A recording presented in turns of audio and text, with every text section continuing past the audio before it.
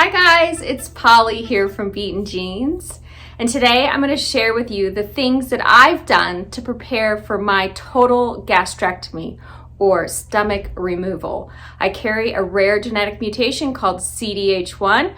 If you'd like to know more about this CDH1, I will leave a link in the description box below describing what it is and why I've chosen to have this preventative surgery. Just a little disclaimer here. I am not a doctor or an expert in CDH1 or gastrectomy. I am simply sharing my experience with you in hopes of spreading awareness. Please refer to your medical team for treatment and management of your health.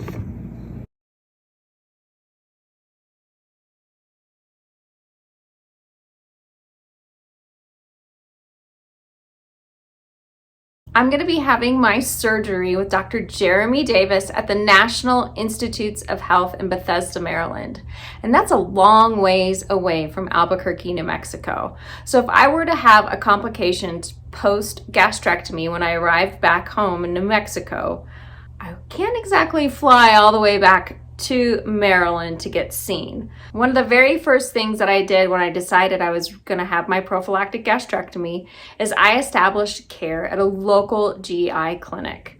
The last thing I want to do is end up in the ER surrounded by a room full of sick people and then be cared for by a doctor that doesn't even know a lot about gastrectomy. In choosing a local GI specialist, I made sure that she knew what CDH1 was, and I made sure that she's dealt with patients that have had gastrectomies. Thankfully, I was able to find one, and I can rest easy knowing that she's there for me if I need her. Another thing that I did that was recommended to me by the NIH was I have a standing order for IV hydration at a local cancer center. Not only do I have a standing order for IV hydration, but I have one for iron and B12 injections. So if ever I am needing that extra boost of fluids or my labs show I'm low on iron or B12, I just call that nurse. They get me right in within the hour. I don't have to sit in the ER surrounded by sick people, just in, get that hydration, and out. It's all covered under my insurance, so I won't have any expenses out of pocket. And I highly recommend that you guys look into getting something like this established for yourself if you're heading down this path. In addition to establishing care with a local GI specialist, I also went and saw a holistic GI specialist.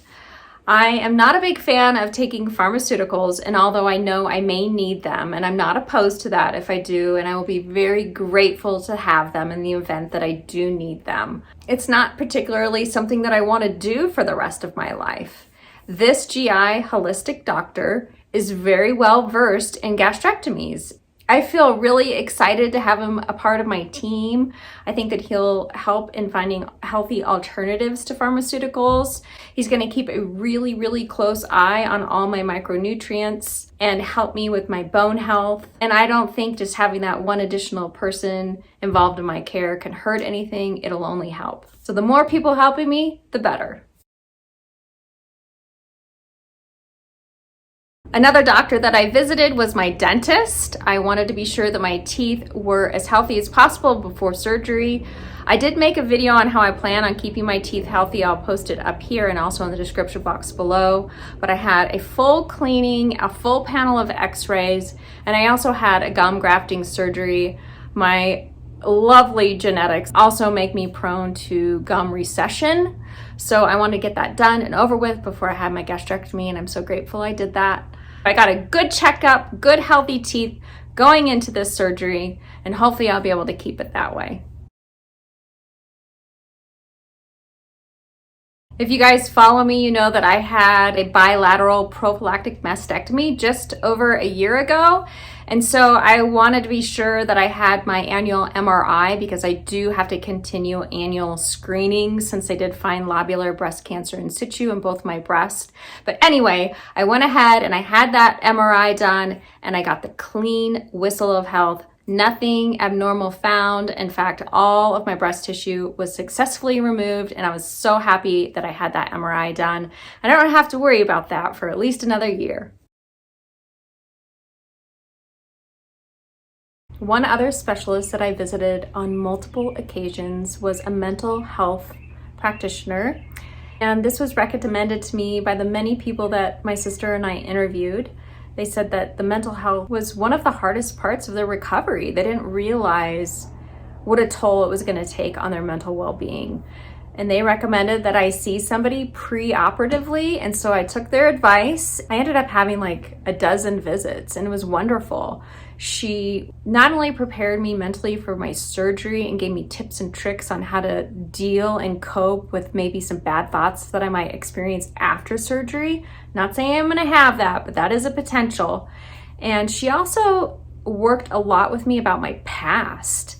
She said that if we don't work on our past and get that negative stuff out of our brains, that stuff can tend to come up after a surgery such as this. We kind of combed through all the horrible, wretched things in my past that I've stuffed down and never wanted to deal with again, and she brought it all back up. And I had to deal with it, whether I liked it or not.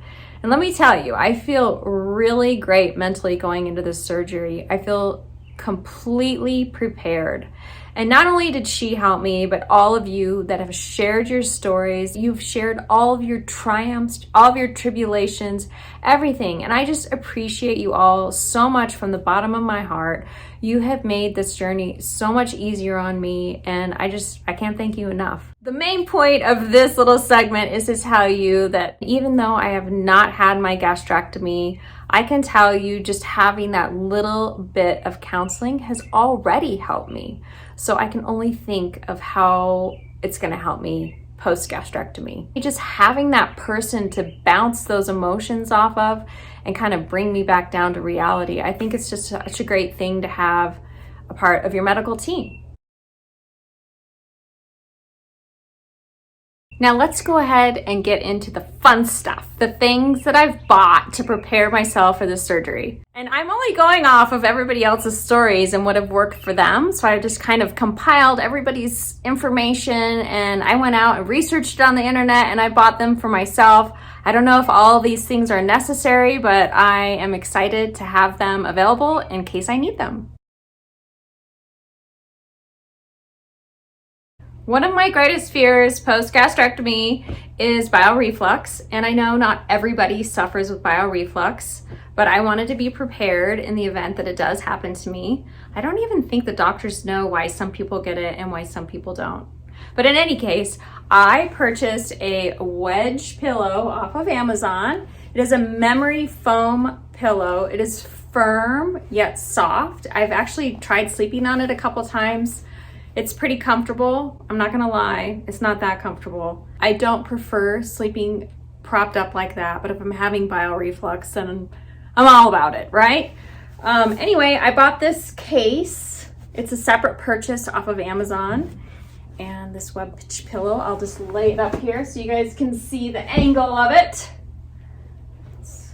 It is this perfect incline, so I'll be sleeping at an incline to help prevent that bile reflux from happening. I'm hoping and praying I'm not going to need to use this bad boy, but in the event that I do, I'm glad I have it. Another item that I purchased was an abdominal binder. And now, of course, I do recommend that you speak with your doctor before using one of these. But having an abdominal surgery such as this puts you at a very high risk for developing a hernia. When they cut into those muscles into your abdomen, that will never be as strong as it was before surgery, and you're prone to having a herniation through those muscles. These hernias can happen just from simply sneezing or coughing or getting up too fast out of bed, just not bracing your muscles. It can happen from working out too soon or lifting too heavy of a weight. There's a long list of things that can cause your abdomen to herniate. And I'm hoping that this abdominal binder will help me in those times when, I may be having some discomfort, maybe need a little extra support getting out of bed. Maybe if I have a cough or a cold, I just put this on to help in those situations. I'm not sure that we'll ever be fully healed there, but I know as time goes by that incision will get stronger and stronger, and eventually we should be able to get back to our normal lifting weight. But when I do start to do my workouts again, I will definitely be wearing this to help keep everything taut and secure and just added support there when I'm lifting weights.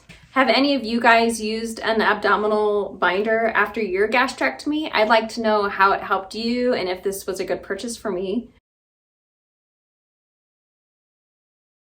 Vitamins, that's right, folks. After gastrectomy, we will be needing to take a daily multivitamin, and it is recommended that we take a bariatric vitamin. They don't require stomach acid to digest, and they're more easily absorbed post-gastrectomy.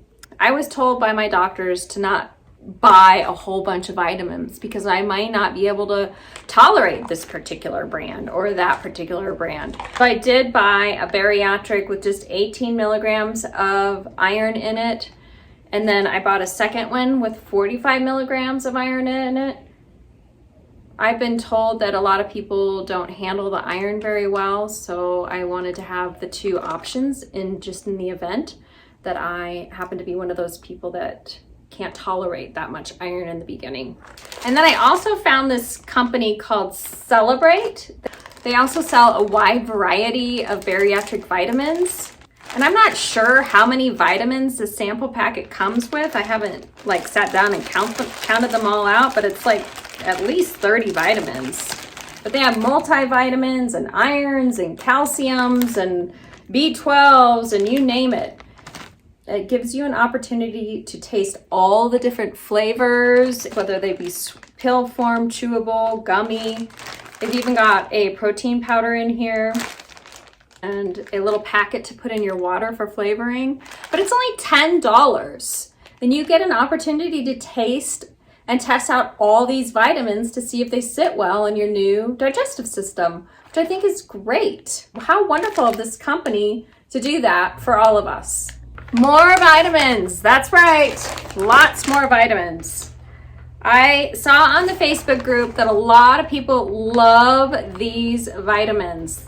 The caramel was one of the favorites out of everybody, and then I also bought the fruit punch. But this is the calcium citrate. We're supposed to take 3 of these a day, totaling 1,500 milligrams. So 3 500 milligram calcium citrate vitamins a day. A few people have told me that they have not been able to tolerate these chews just immediately after gastrectomy. It took a while for all their piping to get back to normal again, and they had to rely on a liquid form of calcium citrate.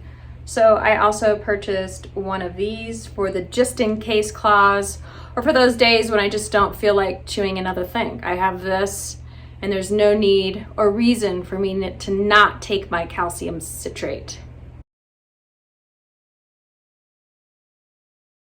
My very last item that I have to share with you guys is this food journal. I'm just going to open up one of the pages so you guys can see how awesome this is. This is just one day of food journaling. And on this side, you have 6 spots for meals. You have 3 snack spots and 3 meal spots. They have little categories up here so you can put how many grams of protein or calories.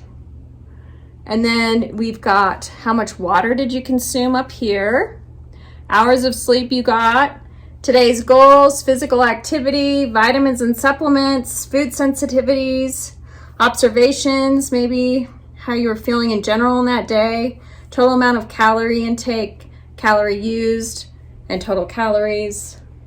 This was only $7.99. Isn't that incredible?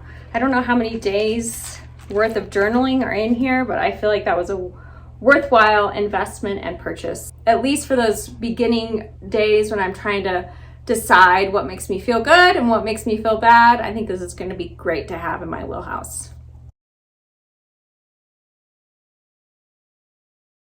After this surgery, it's going to be so important for us to keep moving our body. So many of you guys have told me how important it is to just get up and walk as soon as possible after your surgery, that it just helps move things along, gets that digestion going, gets the gas out of your body. And I just wanted to share that bit of information with you guys that may not know how important that is. A lot of people that are doing really well after their surgery have expressed to me that they think that is one of the main reasons, is because they just got up, got moving, got those guts moving, and they just feel great. And on that note, my husband, my dear sweet husband, purchased me a treadmill for my birthday, and I have it up here in my bedroom.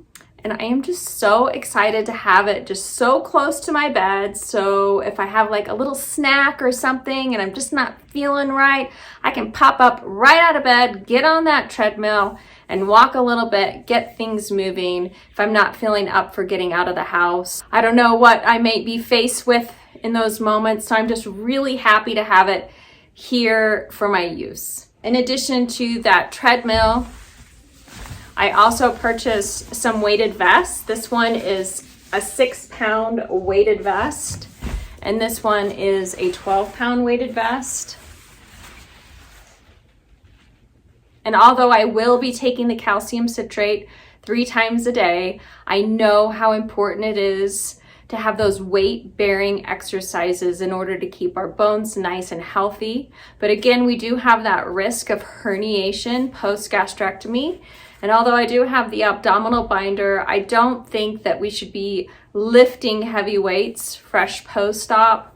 I don't even know if they recommend it for that first year. So I'm hoping that my doctor is going to be okay with me wearing these weighted vests. Of course, I'll have somebody help put them on me, and I'll either walk with them on my treadmill or outside in hopes of getting a little bit of vitamin D on my walk. I'm just hoping that this little bit of weight will help keep my bones healthy as I'm walking and as I'm able to add a little bit of weight onto my body. In addition to establishing care with doctors, purchasing all those items, I am also trying to get my body in the best shape possible. I am working out every day, whether it be walking or running or lifting weights, just moving my body, getting my heart healthy, getting my bones strong, and most importantly, my mental health. My nutritionist advised me to gain an additional 5 pounds, which I have achieved, and I'm pretty proud of myself for doing that. I'm finding my pants a little snug there, if you know what I'm saying. I've actually just been concentrating on juicing a lot and making these big, healthy smoothies full of protein, just trying to get my body used to eating that way. I can make a smoothie with like 60 to 70 grams of protein in it. And I think that's gonna be so great after surgery to just make like a big hydro flask full of that protein powder and nutrition and just sip on that through the day. I'm currently using the Orgain protein powder. It's unsweetened and unflavored. I've been drinking it for years, and I'm just praying to God that my body will accept that after the surgery. I know a lot of people struggle with protein powders, and it's just something that I'm hoping I'll be able to implement and use. Thank goodness there's so many options out there, so if that doesn't work, I can probably find something else, but I really do like that protein powder. In closing, I just want to thank all of you for all of your support and wisdom that you've shared with me through this bumpy road that I've been on for the last 7 years. This is not a journey that anybody wants to be on, but when you're faced with it, it's nice to know that you're not alone. I plan on sharing my entire stomachache journey with you, so if you are interested in hearing about that, don't forget to subscribe to our channel. I hope you guys have a great rest of your day. Thanks for watching, guys.